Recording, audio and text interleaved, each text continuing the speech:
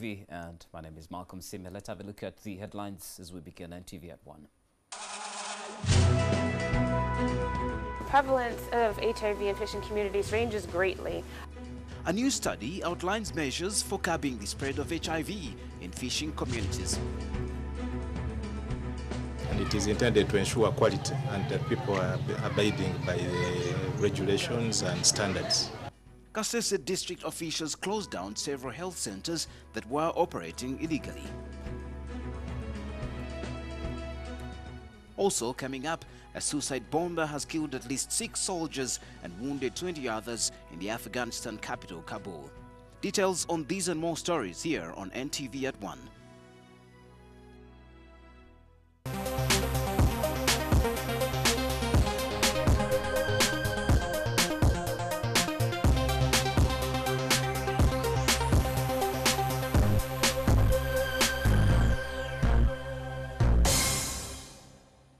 Welcome once again to NTV at 1, and a new study on HIV prevalence rate among fishing communities shows that HIV infections remain high in most landing sites, despite several interventions by the government and non-governmental organizations. This study, conducted by researchers under a UK-funded program known as Knowledge Management and Communications Capacity, sampled 12 landing sites in the country. Gertrude Witare reports. Various studies conducted along the shores of Lake Victoria have indicated a high HIV/AIDS prevalence rate among fishing communities in Uganda. The fisher folk are considered a population at risk because of their lifestyle.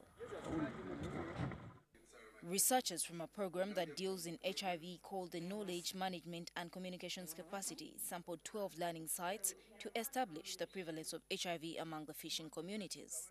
Fishing communities, because we realize this is a group that we've known has had a heavy burden of HIV for over 30 years, yet still is very, very underserved.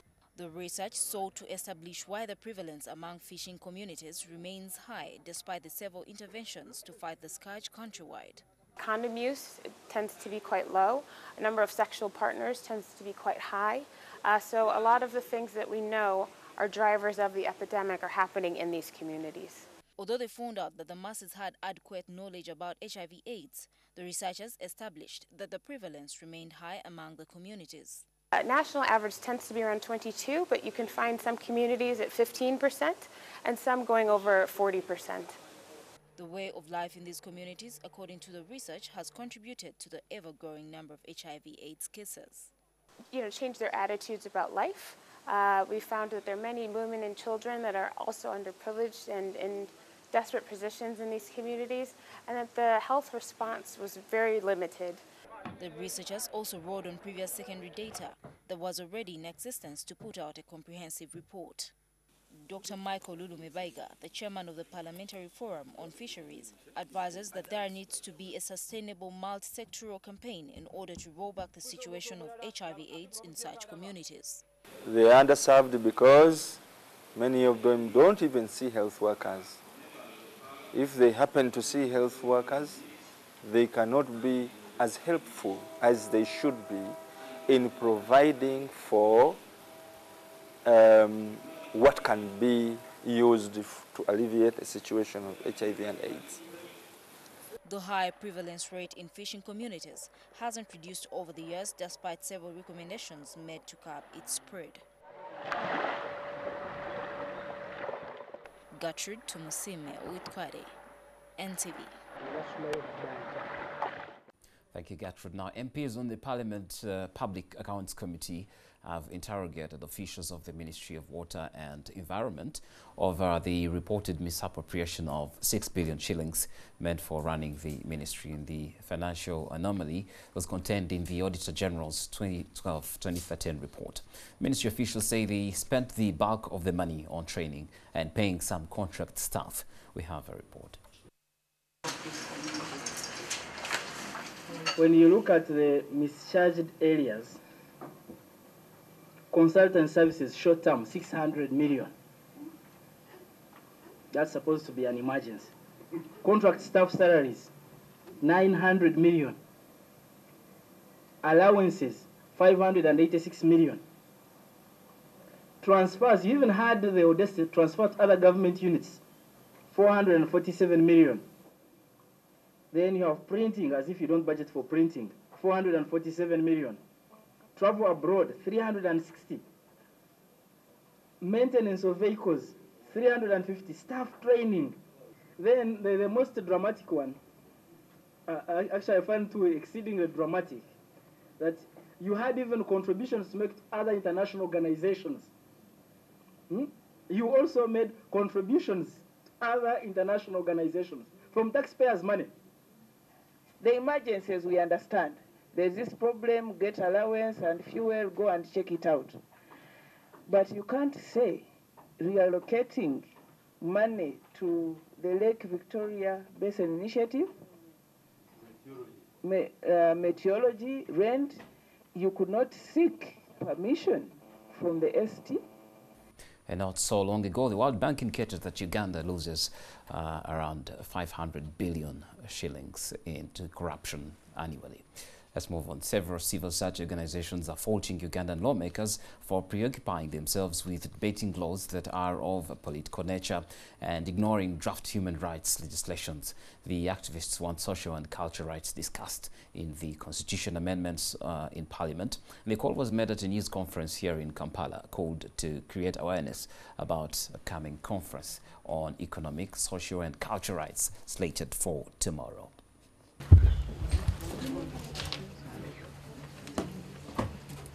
Call upon the policymakers, the legislators, to ensure that the upcoming amendments of the Constitution do incorporate social and economic rights. For example, to have the right to health being incorporated under the Bill of Rights of the Uganda Constitution. You're all aware that this process is ongoing, and we would want to see more of these rights being incorporated as rights under the Bill of Rights. Increasingly, we are seeing marginalization of the poor, in the sense that the poor are being pushed away from the center one of economic activity, but also in terms of accessing quality goods and services. And in the case of Uganda, for instance, we see a cleanup of Kampala city, which is okay, but at the same time we see it is being done in a manner which pushes away the poor, like the evictions that we are seeing without following due process of law. In the areas where natural resources are being discovered, like oil. 2 people have died as a result of floods in Bukedia district. Several others have been left homeless after rains consistently came down hard for over a month. The rains have affected acres of farms and roads as well, and many are now submerged. Residents of Koliri sub-county say their movements have been restricted because of the inaccessible roads. They also fear that a famine will prevail as a result of the heavy rains that have destroyed their farms. Some have abandoned their homes and sought shelter in a nearby primary school. Since the school it was reopened, they haven't stepped there, even the teachers, because that the floods has cut off. It is impassable, the road is impassable. The State Minister for Disaster Preparedness says the situation calls for the intervention of the government. He has urged the Ministry of Works to send a team of engineers to fix the roads. I'm going to write to the Prime Minister a report so that the Prime Minister can direct my colleagues in the other sectors to act from what I have observed here. He also urged the locals to wisely use the donations they have received from the Red Cross as the government works at finding long-term solutions to their situation. This is NTV at One. We're now going to take short messages. We come back with many more stories.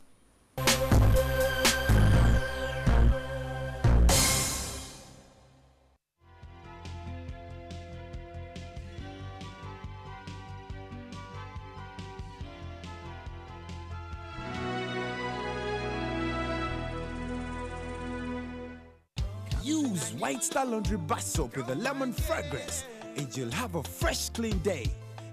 Be like a star. Use White Star. Don't disturb Daddy. My daddy is a star. White Star Laundry Bar Soap. All day fresh clean. Nose in the air. Hakuna Matata. Everybody rise up, get up, stand up. Happy people, dance to the beat. Let us celebrate.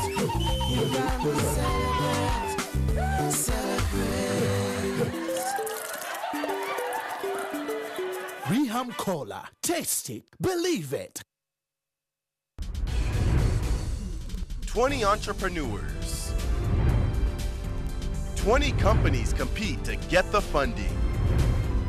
From different skills and experience with different ideas.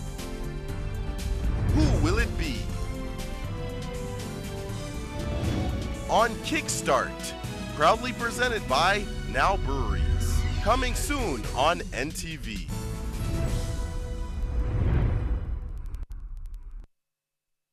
On the next episode, brought to you by... At Orange, we know you want to do more on the internet. That's why we bring you happy hour day and night. On the next episode of... Get it from the market. And if you take her name once more, I will use that repellent on you to clean your brain, understand? I'll go with you and apologize to them for breaking their trust. Shut your mouth. Don't you even dare think of apologizing to anybody. Why would you apologize? It is all her fault. What do you mean, Ankita? You think I'll take such an important decision without me thinking over it? Is it for Sandhya or for yourself?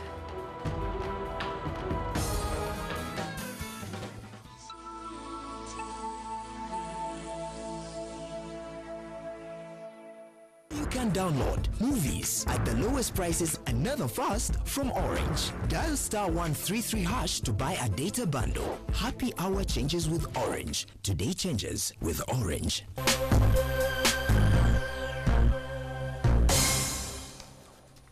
Welcome back to NTV at One. The Supreme Court has concluded hearing an appeal challenging the payment of bride price. The appeal, filed by civil society organization Mifomi, which argues that bride price not only degrades women but also is responsible for the rising cases of domestic violence, since the men treat women as their property.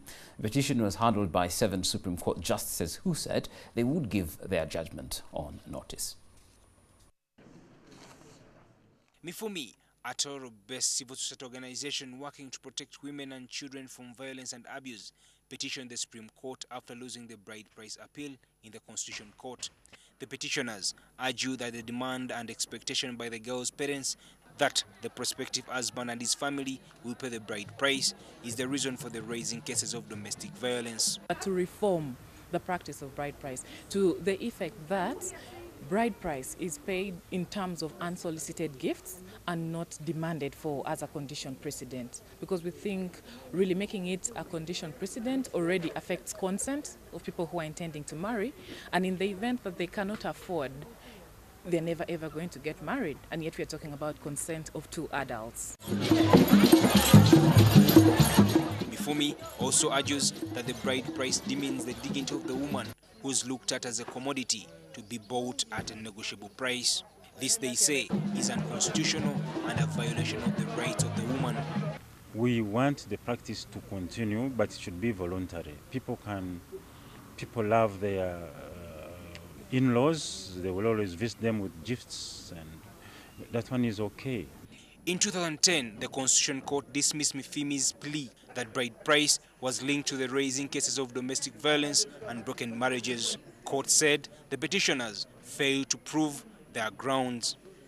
In the appeal, Mifumi argues that the demand and refund of the bride price as a condition of divorce interferes with the exercise of the free consent of the parties in the marriage, contrary to Article 33, Clause 1 of the Constitution, and this traps women in abusive marriages. People should not set prices. Once you set a price, then it's as if the girl to be married is equivalent to that very cow which you have asked to be paid.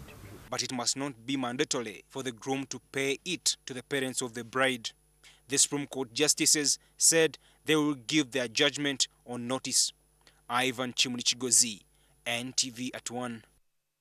Thank you, Ivan. Now, I'm also proud to inform you that NTV has begun celebrating 8 years of its existence with our dedicated service in the broadcast news industry. Now, we open up this party with a grand campaign that will see 100 lucky viewers walk away with motorbikes and gift hampers. All you need to do is stay tuned to this station, identify a unique code on your screen and text a message to code 6 to enter the daily draw. So it is pretty simple. You watch NTV, there is going to be a secret code that is going to be coming every 15 minutes from morning up to late night. And when you get that secret code, you send it to 6666 and you stand a chance of winning amazing prizes. We're going to be giving out 8 prizes per day. And those prizes are going to be big hampers. In fact, at the end of the day, we want even to give out a bike to the NTV viewer of the day. With the celebrations, you do not have to have a smartphone to start sending the 666, the communication I did earlier. Even if you have your katochi, even if it is my grandmother or mother or whoever it is at whatever age, or in whatever village, in Dokolo, or in Chitagata, whatever it is, what you need to do is just watch and send. Now, the NTV Mob is an amazing app on your phone that you can have and watch anytime, seamless, on-time programming, and you will watch NTV direct on your phone. It could be news, it could be programming, it could be anything that you will get. And it is just pretty simple because all you need to do, they're just simple steps, if I can go through them. You go to your Play Store or Apple Store, you download it. Then after downloading, you go through some simple registration because if it is the first time you're registering, we need to know who you are and whatever. We need to segment our, our audience and understand them even better. Then you receive an activation code via SMS. Then after getting that, it is that activation code that you will use to activate the app and to start watching. Be one of the lucky winners. All you need to do is stay tuned to this station and follow those prompts and know how to win some of these prizes and the gift hampers. Off now to international news. Police sources in Afghanistan's capital say Taliban suicide bomber has killed at least 6 soldiers, including 3 members of the NATO force ISAF, and wounded more than 25 others near the U.S. embassy in Kabul. Police said the car bomber attacked a military convoy just a couple of hundred yards from the embassy compound about 8 a.m. today, causing a huge blast that rattled the neighborhood. Faid Afazalai, chief of criminal investigations for Kabul's police, confirmed reports that the bomber targeted a foreign convoy. 3 of the victims were Afghan soldiers. The blast happened near the country's Supreme Court on a busy road that runs from the heavily fortified U.S. embassy at Kabul airport.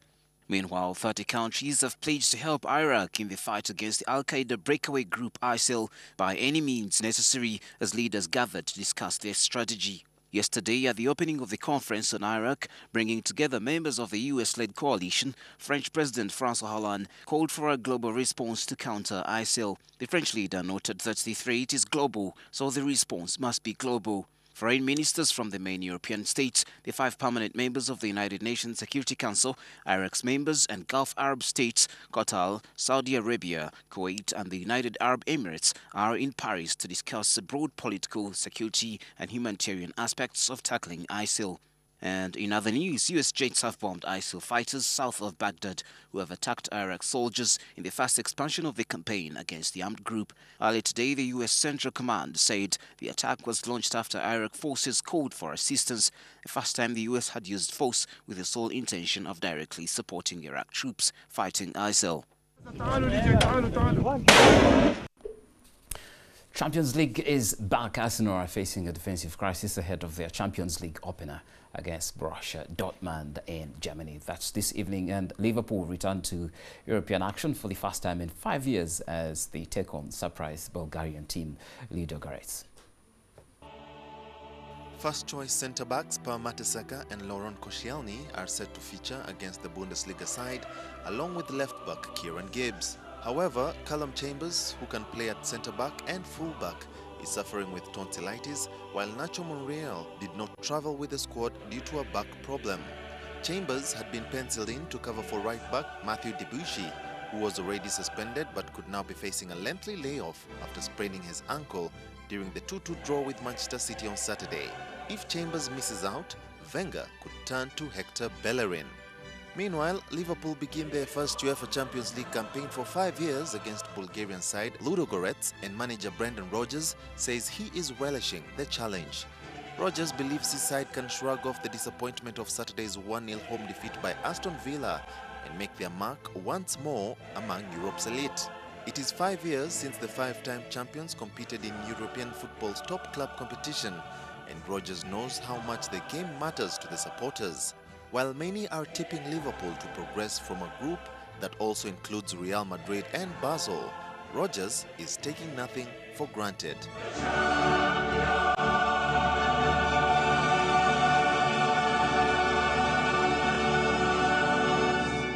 Good news for Liverpool fans, and it'll also be a debut, I'm informed, for their coach, Brendan Rodgers, the first game in the Champions League in charge of Liverpool. But we're going to get more updates, fixtures, and the analysis as far as the Champions League games are concerned, and of course other leagues, including our own news, the Uganda Cranes, and other sports disciplines from our experts who are about to go on air right now on Omomori, and David Romansi, Darren, and Dennis will be bringing you all of that. But good afternoon. Thank you very much for watching. You can stay tuned.